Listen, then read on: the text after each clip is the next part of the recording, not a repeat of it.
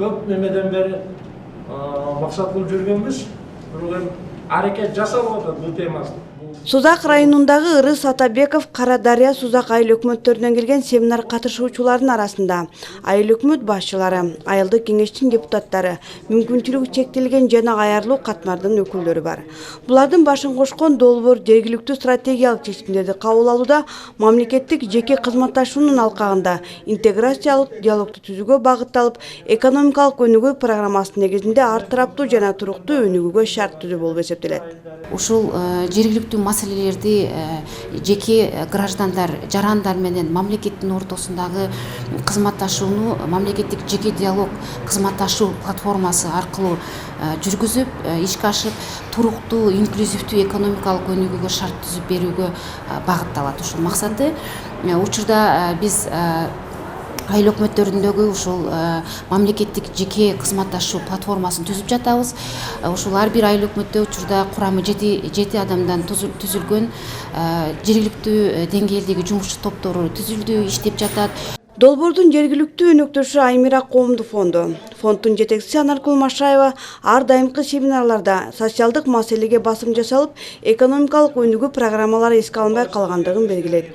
Долбоордун өзгөчөлүгү мына ушунда дейт. Долбоордун бөлөк долбоорлордун эң бир айырмачылыгы бардыгы инклюзивдүү деп коебуз, же болбосо бир адамдын эле кызыкчылыгы эмес, баары катышыш керек да. Анан дагы экинчиси ар кандай эле өзүң билесиң, ар кандай ишти аткарыш үчүн анасына максат, программа, анан план, мындай кайсылар задача, милдеттери болот эмеспи, анан жыйынтыгы.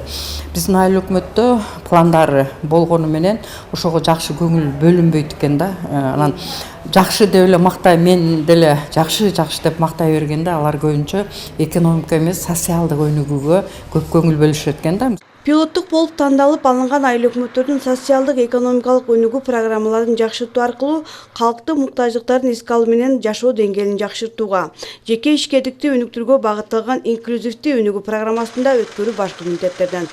Ошондуктан бүгүнкү окутуу семинарында катышуучулар жергиликтүү өзгөчөлүктөргө байланыштуу өздөрүнүн аймагы үчүн башкы деп саналган тармактарды тандап алышты. Пайда келтирет деп ойлойм. Чүнкү алдыңкы долбоорлордо көпүнчө социалдык маселелерди, маселен, бакчаларды, мектеп, ошондой курулушка көп кеткен да. Бул азыркы долбоор Борбордук Азия суу немасы боюнча долбоор болуп атат да. Непосредственно ошо элди өзүгө туура жетип барып атат да долбоор. Бизнес проект кылып, элди эң катламыга алги кыйланган жакыр үй бүлөлөр азыр неме көп. Немелер көп, инвалид балдар көп, ошолорду мемлекет толугу менен азыр камсыз кыла алмайапты, маселен, ошонго жардам деп ойлойм. Ошон үчүн долбоорду өтө колдош керек. Bunday долбоорлор постоянно келбейт азыр.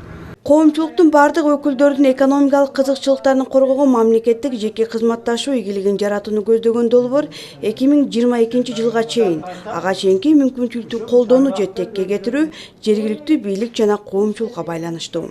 Гүлжана Мындоева, Байман Тургуналиев, жаңылыктар үчүн.